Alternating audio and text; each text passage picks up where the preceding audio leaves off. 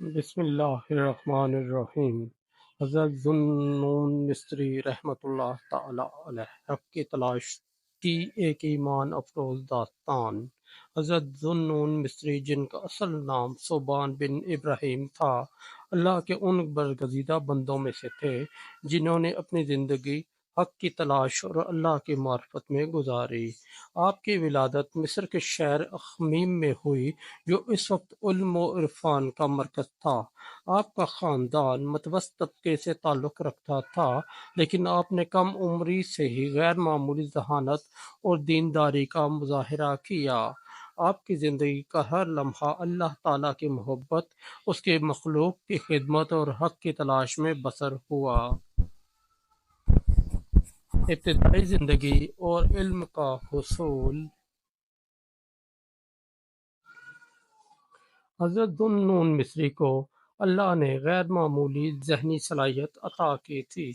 آپ نے ابتدائی تعلیم اپنے گاؤں میں حاصل کی اور کم عمری میں ہی قرآن حفظ کر لیا۔ قرآن کی تعلیم نے آپ کے دل میں اللہ کی محبت اور معرفت کی جوت جگا دی۔ آپ نے حدیث، فقہ اور دیگر علوم میں بھی مہارت حاصل کی۔ جوانی میں آپ نے مختلف علاقوں کا سفر کیا تاکہ مزید علم حاصل کریں اور اللہ کے برگزیدہ بندوں سے ملاقات کریں۔ آپ نے عراق، شام اور حجاز کے مشہور علماء سے علم حاصل کیا اور ان سے روحانی علوم کی گہرائیاں سیکھیں۔ اللہ کی معرفت کے سفر کی ابتدا۔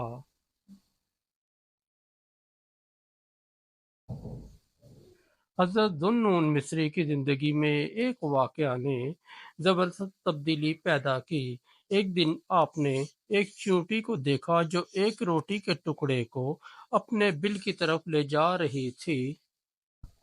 آپ نے غور کیا کہ چیونٹی کی چھوٹی سی جان کو اللہ تعالیٰ نے کیسے طاقت اور عقل عطا کی تاکہ وہ اپنی روزی حاصل کر سکے۔ اس واقعے نے آپ کے دل میں یہ یقین پیدا کیا کہ اللہ تعالیٰ کی قدرت ہر چیز پر حاوی ہے اور اس کی مخلوق کا ہر عمل اس کی نشانی ہے۔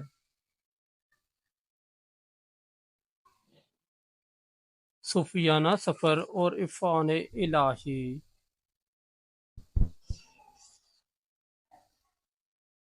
آپ نے اپنے سفر کے دوران صوفیاء کرام کی صحبت اختیار کی اور معرفت الہی کے مختلف مراحل طے کیے۔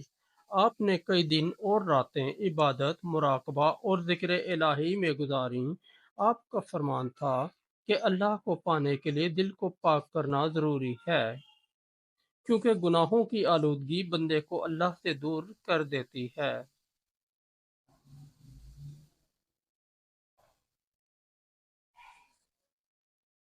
آزمائش اور صبر کی داستان۔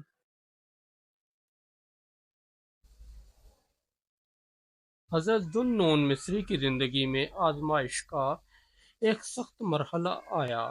آپ پر جھوٹا الزام لگایا گیا کہ آپ جادوگر ہیں اور لوگوں کو گمراہ کر رہے ہیں۔ اس وقت کے حکمرانوں نے آپ کو گرفتار کر کے جیل میں ڈال دیا۔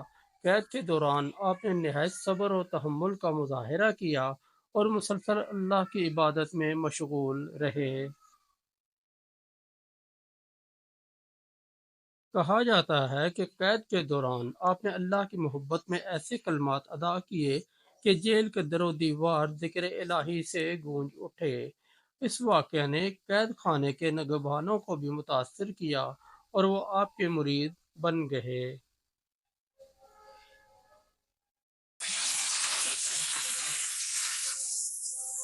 اللہ کی نشانیوں کا مشاہدہ۔ حضرت ذوالنون مصری کی زندگی میں کئی کرامتیں بھی ظاہر ہوئیں جو اللہ کی قدرت کی نشانیاں تھیں۔ ایک مشہور واقعہ یہ ہے کہ ایک دن آپ دریا کے کنارے بیٹھے ہوئے تھے اور اللہ کی مخلوق پر غور کر رہے تھے۔ اچانک ایک مچھلی پانی سے باہر نکلی اور آپ کے قریب آ گئی۔ آپ نے دیکھا کہ مچھلی کے جسم پر لا الہ الا اللہ تحریر ہے۔ یہ منظر دیکھ کر آپ کی آنکھوں سے آنسو بہنے لگے اور آپ نے اللہ کی حمد و ثنا کی۔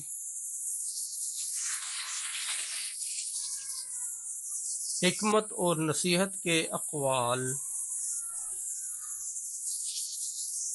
حضرت ذو النون مصری کے اقوال حکمت اور معرفت کا خزانہ ہیں۔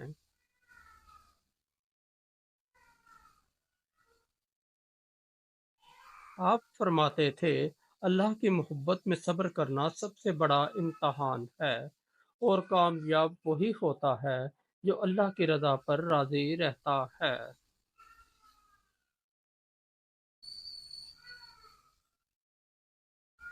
اللہ دل کی صفائی کے بغیر بندہ کبھی اللہ کی قربت حاصل نہیں کر سکتا۔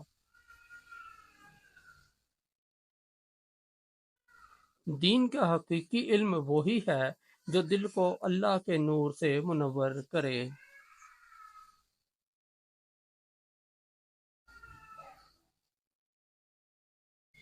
وفات اور وصیت۔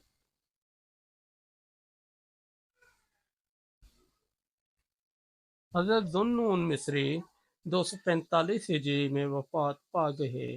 آپ کا مزار مصر کے شہر قاہرہ میں واقع ہے، جہاں آج بھی ہزاروں زائرین آپ کے مزار پر حاضری دیتے ہیں اور روحانی سکون حاصل کرتے ہیں۔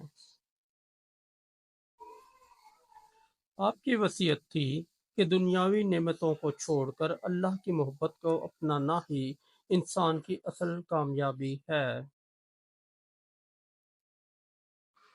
حضرت ذو النون مصری کی داستان کا سبق۔ حضرت ذو النون مصری کی داستان ہمیں یہ سبق دیتی ہے کہ اللہ کی معرفت کا سفر صبر، استقامت اور عاجزی کے بغیر ممکن نہیں۔ آپ کی زندگی حق کے راستے پر چلنے والے ہر انسان کے لیے مشعل راہ ہے۔ آپ کے واقعات سے ہمیں یہ پیغام ملتا ہے کہ دنیا کی مشکلات اور آزمائشیں اللہ کے قریب ہونے کا ذریعہ ہیں۔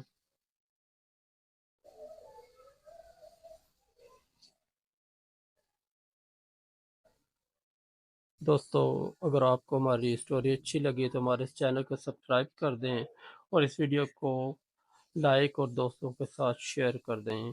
بہت شکریہ۔